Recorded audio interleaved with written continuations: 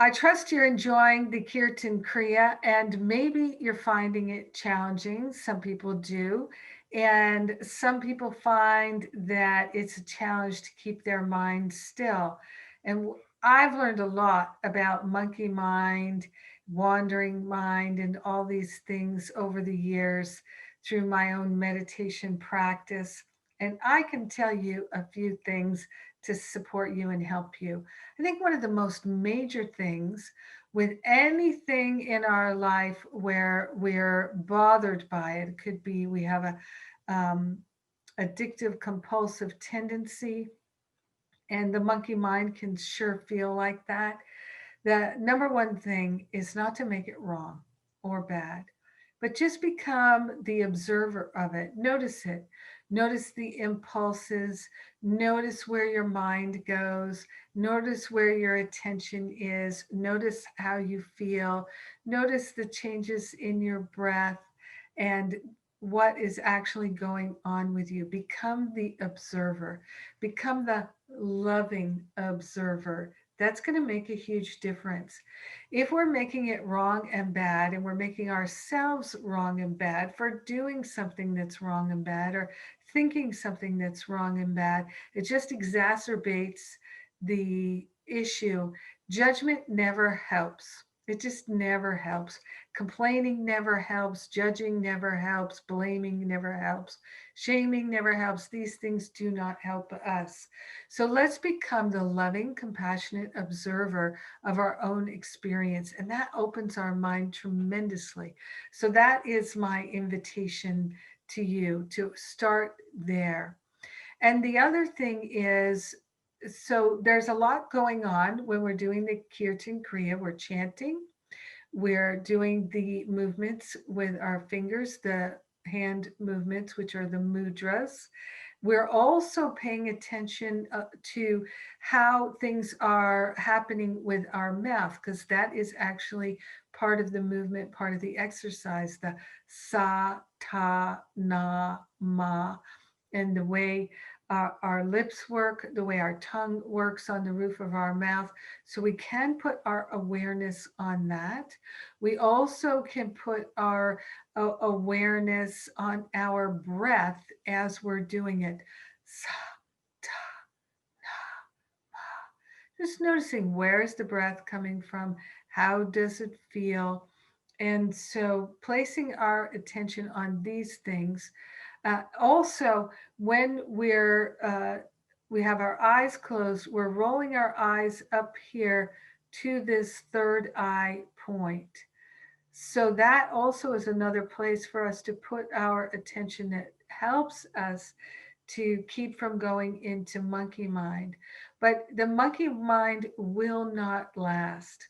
I remember the first meditation, silent meditation retreat that I went on. Here I was in a room full of 100 people with Michael Beckwith and Ricky Byers, and the room is absolutely still.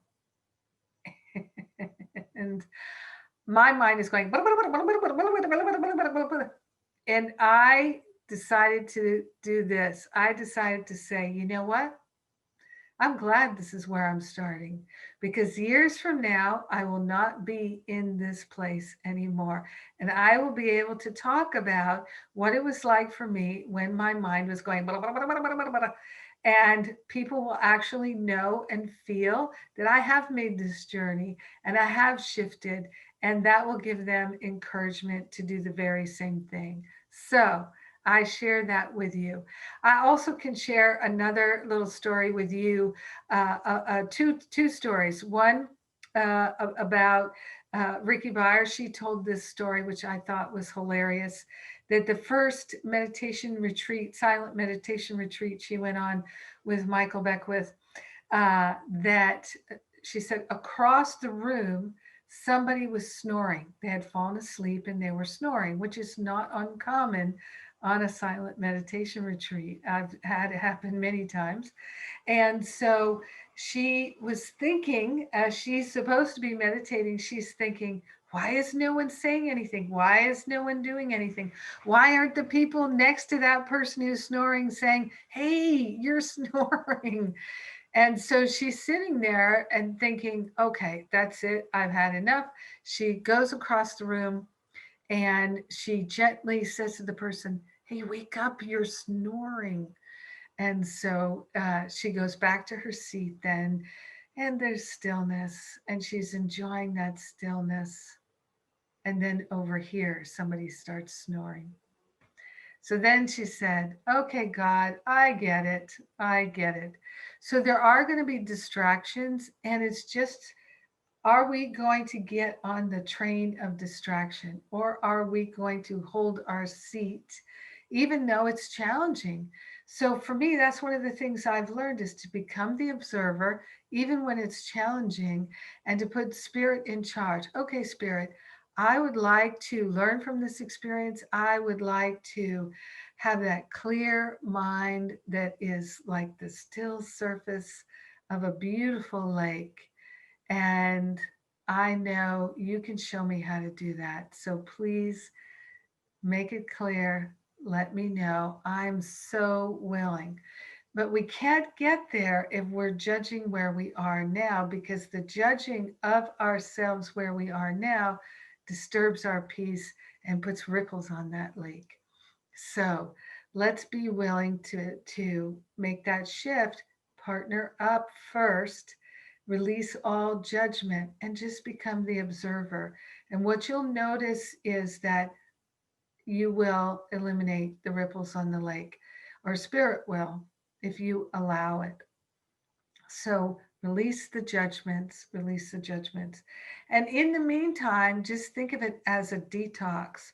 Don't label it or judge it. It's just a detox that's happening in your mind. It will quiet down. Some people, it happens faster than other people, but it doesn't matter how long it takes, right? It's a journey, not the destination. So just be on the journey with love and compassion for yourself. And then I'll tell you, uh, oh, I had one more story. What was it? It just went away. Oh, I know. Okay. So years ago, I was at Agape on an Easter Friday, a Good Friday, and there we're having a meditation day of meditation. So I went for a couple of hours or whatever it was, and they were doing 30-minute seatings. And so every 30 minutes, a new practitioner would come into the sanctuary and go to the front and say a prayer. And we're just staying in this prayer and meditation. People were coming and going very, very quietly. And so there were a lot of empty seats. There was not a big crowd there. And I had just started in classes at Agape, and my mind was in that monkey mind space. And so I was sitting there in meditation, my mind going a mile a minute. But for all intents and purposes, on the outside, I looked very quiet and still. And I heard, just barely, someone come in and sit in front of me. And so after a while, maybe 15 minutes or so, I opened my eyes and I was just looking around what's happening in the sanctuary. Since I was just so I just opened my eyes and was looking around, and I realized it was Michael Beckwith sitting in front of me. And I could tell by the way his head was moving that he was completely sleeping, just one of these sleeps.